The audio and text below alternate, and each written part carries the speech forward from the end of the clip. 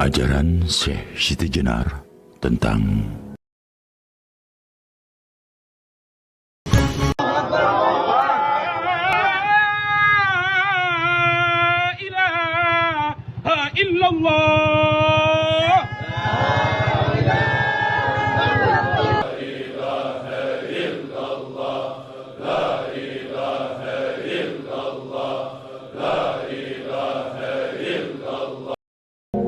ajaran Syekh Siti Jenar tentang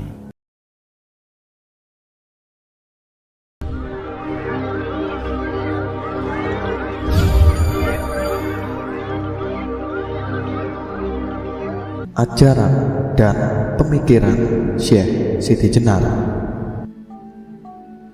Video ini disampaikan untuk menambah wacana dan referensi untuk memperkaya pemahaman, dan bisa juga untuk tujuan menambah perbendaharaan pengetahuan ajaran-ajaran Jawa semata. Soal benar dan salah ajaran beliau, kami mohon agar para penonton bisa arif dan bijaksana. Disitulah Zatullah merasa bersatu menjadi saya. Ke-109. Karena saya di dunia ini mati, luar dalam saya sekarang ini, yang di dalam hidupku besok, yang di luar kematianku sekarang. Ke-110. Orang yang ingin pulang ke alam kehidupan tidak sukar, lebih-lebih bagi murid Siti Jenar, sebab ia sudah paham dengan menguasai sebelumnya. Di sini dia tahu rasanya di sana dia tahu rasanya di sini. Ke-111. Tiada bimbang akan manunggalnya sukmo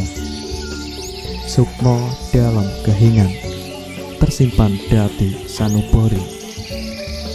Terbukalah tirai, tak lain antara sadar dan tidur, ibarat keluar dari mimpi, menyusup rasa jati. Ke-112. Manusia tidak boleh memiliki daya atau keinginan yang buruk dan jelek. Ke-113. Manusia tidak boleh berbohong. Ke-114. Manusia tidak boleh mengeluarkan suara yang jorok, buruk, saru, tidak enak didengar, dan menyakiti orang lain. 115. Manusia tidak boleh memakan daging atau hewan darat, udara, ataupun air. Ke-116. Manusia tidak boleh memakan nasi kecuali yang terbuat dari bahan jagung. Ke-117. Manusia tidak boleh mengkhianati terhadap sesama manusia. Ke-118. Manusia tidak boleh meminum air yang tidak mengalir. Ke-119. Manusia tidak boleh membuat dengki dan iri hati. Ke-120. Manusia tidak boleh membuat fitnah. Ke-121. Manusia tidak boleh memakan ikan atau daging dari hewan yang rusuh, tidak patut, tidak bersisik, atau tidak berbulu. Ke-123. Bila jiwa badan lenyap, orang menemukan kehidupan dalam sukmo yang sungguh nyata dan tanpa bandingan. Ia dapat diumpamakan dengan isinya buah kamumu.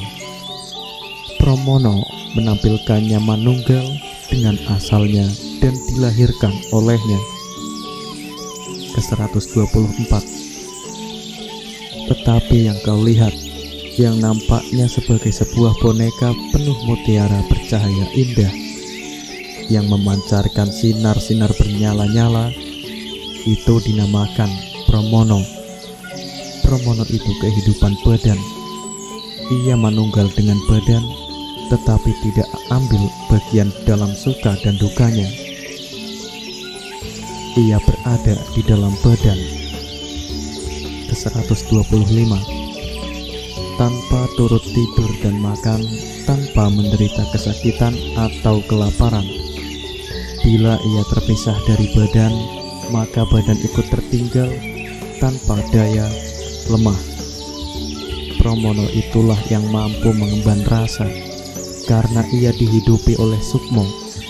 Kepadanya diberi anugerah mengemban kehidupan yang dipandang sebagai rahasia rasanya zat. Ke-126, penggosok,an terjadi karena digerakkan oleh angin. Dari kayu yang menjadi panas muncullah asap, kemudian api maupun asap keluar dari kayu.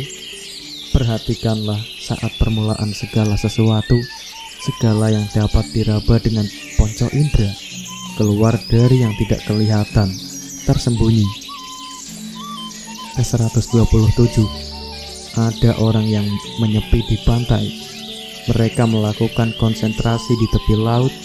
Bukan dua hal yang mereka pikirkan, hanya pencipta semesta alam yang menjadi pusat perhatiannya. Karena kecewa belum dapat berjumpa dengannya, maka mereka lupa makan dan tidur. Ke-128, badan jasmani disebut cermin lahir, karena merupakan cermin jauh dari apa yang dicari dalam mencerminkan wajah Dian Berpais. Cermin batin jauh lebih dekat. Ke-129, siang malam terus-menerus mereka lakukan sholat.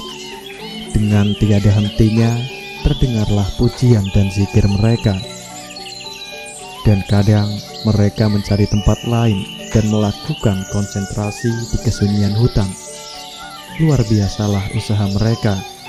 Hanya penciptalah yang menjadi pusat pandangannya. Ke-130, badan cacat kita cela, keutamaan kerendahan hati kita puji, tetapi keadaan kita ialah digerakkan dan didorong oleh sukmo. Tetapi sukmo tidak tampak, yang nampak hanya Adang. Ke-131, cermin batin itu bukanlah cermin yang dipakai orang-orang biasa. Cermin ini sangat istimewa, karena mendekati kenyataan. Bila kau mengetahui badan yang sejati, itulah yang dinamakan kematian terpilih. Ke-132, bila engkau melihat badanmu, aku turut dilihat. Bila kau tidak memandang dirimu begitu, kau sungguh tersesat. Ke-133, sukmo tidak jauh dari pribadi. Ia tinggal di tempat itu jua. Ia jauh kalau dipandang jauh, tetapi dekat kalau dianggap dekat. Ia tidak kelihatan karena antara dia dan manusia terdapat kekuatannya yang meresapi segala-galanya. Ke-134, yang sukmo purbo menyembunyikan diri terhadap penglihatan, sehingga ia lenyap sama sekali dan tak dapat dilihat. Kontemplasi terhadap dia yang benar lenyap dan berhenti. Jalan untuk menemukannya dilacak kembali dari puncak gunung. Ke-135, tetapi yang sukmo sendiri tidak dapat dilihat. Cepat orang turun dari gunung, dan dengan seksama orang melihat ke kiri ke kanan, namun dia tidak ditemukan. Hati orang itu berlalu penuh duka cita dan kerinduan. Ke-136, hendaklah waspada terhadap penghayalan roroning atungging, agar tiada ragu terhadap persatunya sukmo. penghayatan ini terbuka di dalam penyepian, tersimpan di dalam kalbu. Adapun proses terungkapnya tabir penutup alam gaib, laksana terlintasnya dalam kantuk bagi orang yang sedang mengantuk. Penghayatan gaib itu datang laksana lintasan mimpi. Sesungguhnya orang yang telah menghayati semacam itu berarti telah menerima anugerah Tuhan. Kembali ke alam sunyi, tiada menghiraukan kesenangan duniawi. Yang Maha Kuasa telah mencakup pada dirinya. Dia telah kembali ke asal mulanya. Ke-137. Mati rogo orang-orang ulama yang mengundurkan diri di dalam kesunyian hutan. Ialah hanya memperhatikan yang satu itu tanpa membiarkan pandangan mereka menyimpang. Mereka tidak menghiraukan kesukaran tempat tinggal mereka, hanya Dialah yang melindungi badan hidup mereka yang diperlihatkan. Tak ada sesuatu yang lain yang mereka pandang, hanya Sang Penciptalah yang mereka perhatikan. Ke-138. Yang menciptakan mengemudi dunia adalah tanpa rupa atau suara. Kalbu manusia yang dipandang sebagai wismanya, carilah dia dengan sungguh-sungguh. Jangan sampai pandanganmu terbelah menjadi dua. Peliharalah baik-baik iman kepercayaanmu dan tolaklah hawa nafsumu. Ke-139. Bila kau masih menyembah dan memuji Tuhan dengan cara biasa, kau baru memiliki pengetahuan yang kurang sempurna. Jangan tersenyum seolah-olah kau sudah mengerti.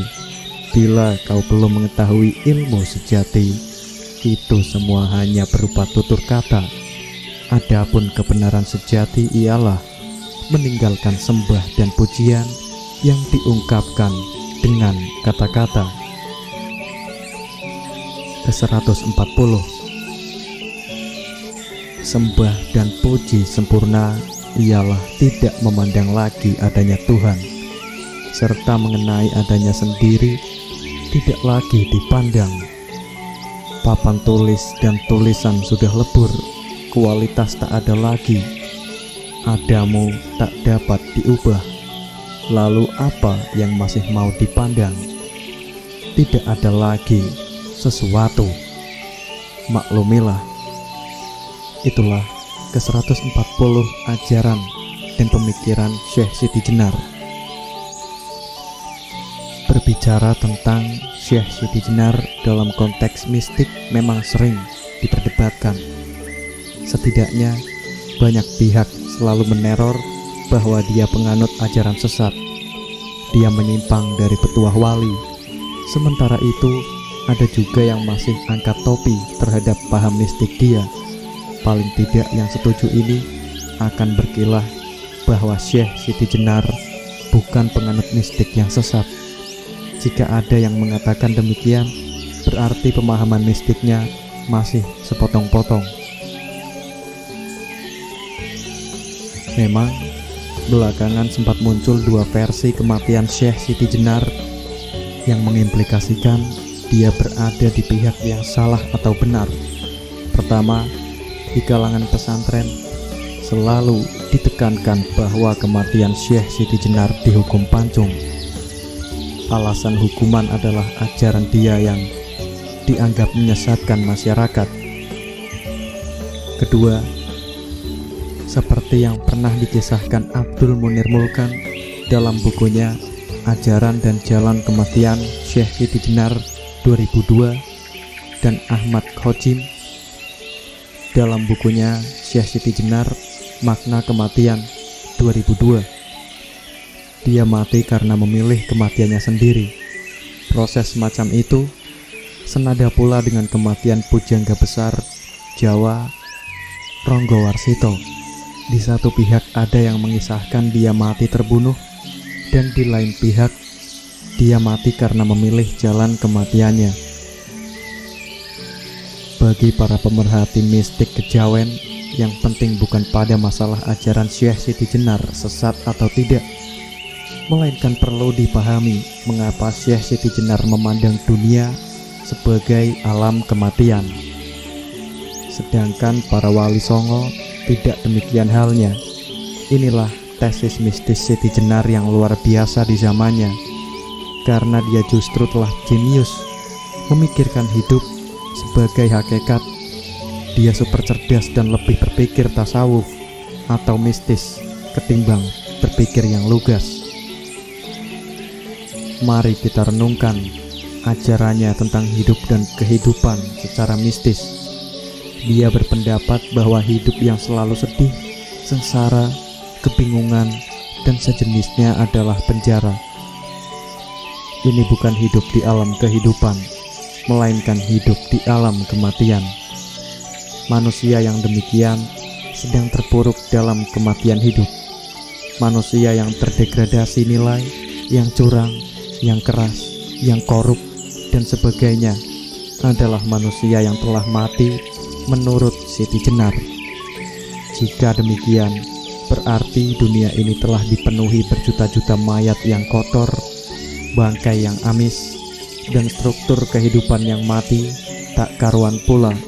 Tak sedikit mayat yang kejar-kejaran mengais rejeki yang haram, tak sedikit pula mayat yang berebut kedudukan. Apakah asumsi mistis semacam ini sesat? Dia berpendapat bahwa di era kematian ini manusia terikat oleh ponco indro.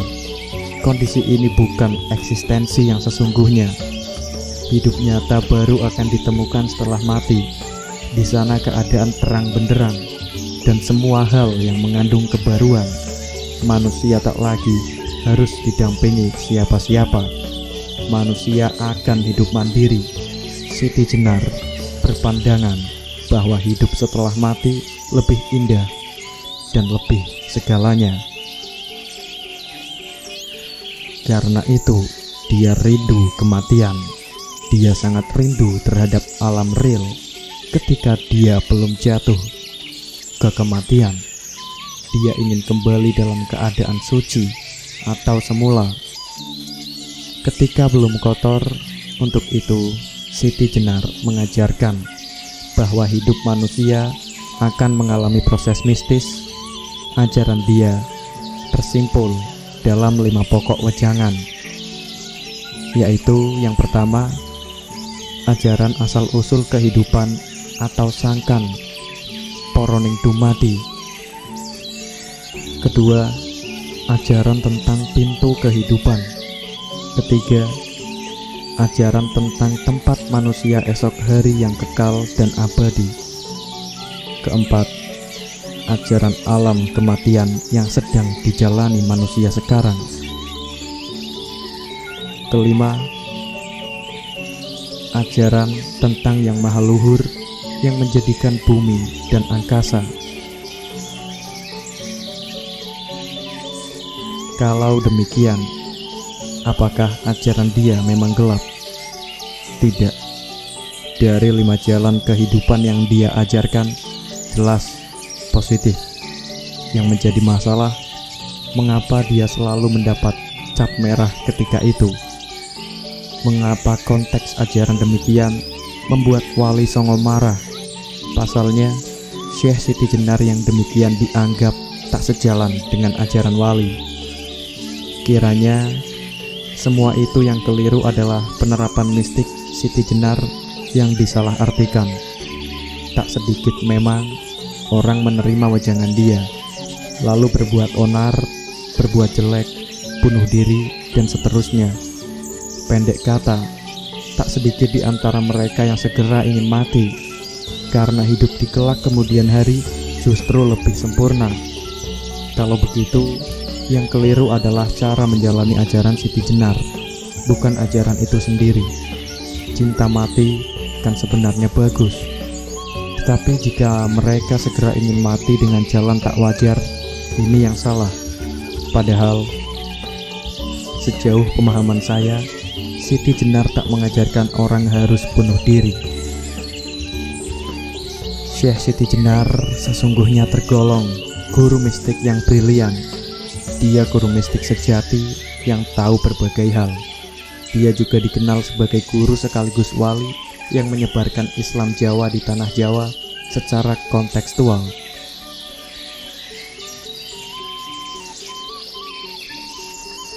Dasar penyampaian ajarannya adalah realita.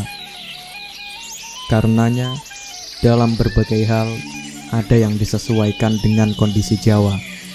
Karena itu, ketika Ki Ageng Pengging tidak mau sowan ke Demak Bintoro sebagai pembangkangan atas ajaran Siti Jenar, peristiwa ini masih perlu ditinjau lagi. Bukankah di dalam karya berjudul Syekh Siti Jenar itu, Ki Ageng Tingkir juga telah mengingatkan secara politis terhadap tindakan Ki Ageng Pengging. Dalam kaitan itu, Ki Ageng Pengging memang menjadi manusia bebas. Ia hidup di bumi Tuhan, bukan bumi Demak. Paham semacam ini, kalau dipahami secara politis tentu akan keliru. Paham ini perlu diterjemahkan dari aspek mistis bahwa hakikat hidup memang kebebasan itu. Manusia bebas hidup di mana saja. Manusia bebas menentukan apa saja, sejauh dalam kerangka Tuhan. Kalau begitu, apakah pandangan Ki Ageng Pengging atau Ki Kebukenanga itu salah? Tokoh yang semula tergores mistis dalam syair Semut Ireng, lalu ada baris berbunyi, Kebubungkang nyabrang kali Bengawan, atau kerbau besar yaitu Kebukenanga yang menyeberang ke sebelah barat Majapahit. Sebenarnya mulia, dia pernah lari dari Majapahit karena tak mau mengikuti ajaran yang disampaikan Sabdo Palon dan Noyo Genggong. Itulah sebabnya dengan mengikuti paham Siti Jenar, Ki Kebukenanga tidak tahu menghadapi resiko hidup. Hidup sebagai dia adalah pilihan.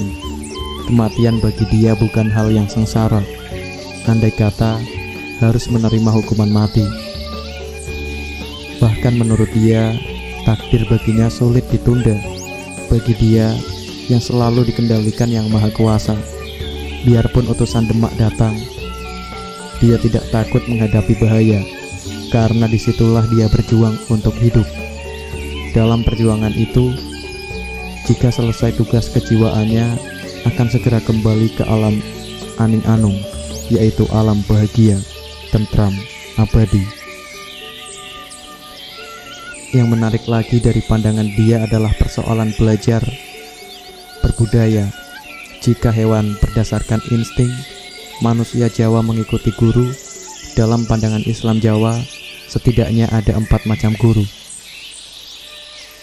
Yang ke-1, guru ujud, yaitu seorang guru biasa, seperti guru di sekolah, guru mengaji, dan sebagainya. Kedua, guru pituduh, yaitu guru yang bertugas memberi petunjuk kepada murid-muridnya. Ketiga, guru sejati, yaitu guru yang memahami hakikat hidup. Guru ini akan mengajarkan bagaimana menempuh jalan kematian, kesempurnaan, kelepasan. Keempat, guru purwo, yaitu guru yang tertinggi. Ia ibarat manifestasi Tuhan. Dia mengetahui kodrat dan irodatnya. Tampaknya Syekh Siti Jenar meletakkan dirinya pada guru sejati dan guru purwo. Hal ini tampak pada pembahasan tentang kematian dia. Masalah proses dan makna kematian digambarkan dari aspek psikologi Islam Jawa.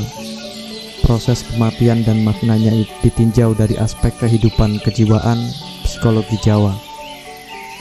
Manusia harus melepaskan nafs atau nafas. Napas adalah batin atau rasa yang keluar masuk dalam raga. Nafs terdiri dari 7 tataran kejiwaan, yaitu jiwa al-amarah,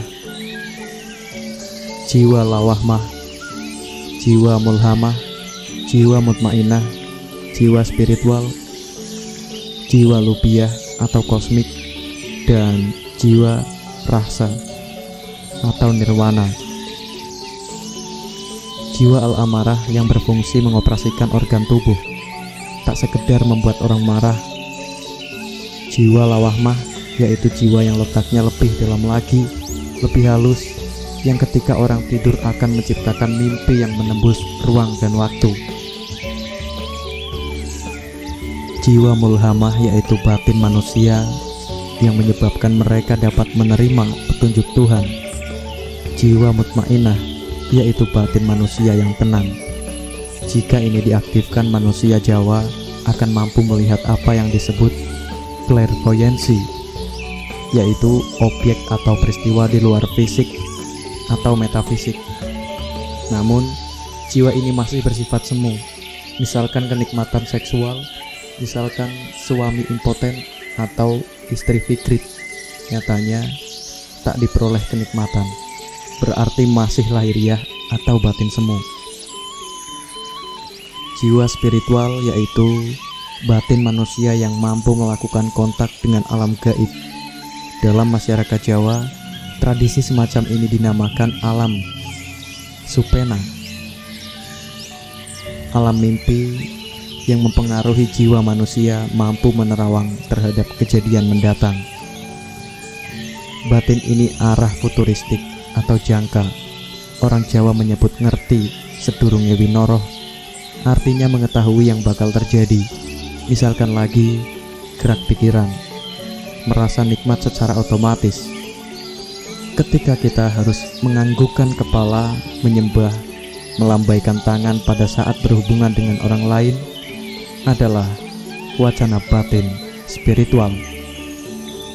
Jiwa lubiah atau kosmik telah meninggalkan alam pikiran, masuk ke alam intuisi. Kehidupan tak dapat selalu melalui kesadaran panca indera. Misalkan saja ketika orang berzikir ataupun meditasi, mereka merasa hilang. Yang ada hanyalah halusinasi dan ilusi. Dari sini orang akan menerima wisik dan jiwa rahasia atau nirwana, yaitu keadaan nafs yang melukiskan bahwa alam ini adalah alam langit, alam murni, penuh ketiadaan. Baik pemirsa Kitab Mawas Diri, untuk pembahasan tentang 140 ajaran dan pemikiran Syekh Siti Jenar berakhir di sini. Nantikan cerita sejarah atau pembahasan lainnya yang pasti hanya di channel Kitab Mawas Diri. Terima kasih dan salam sejahtera.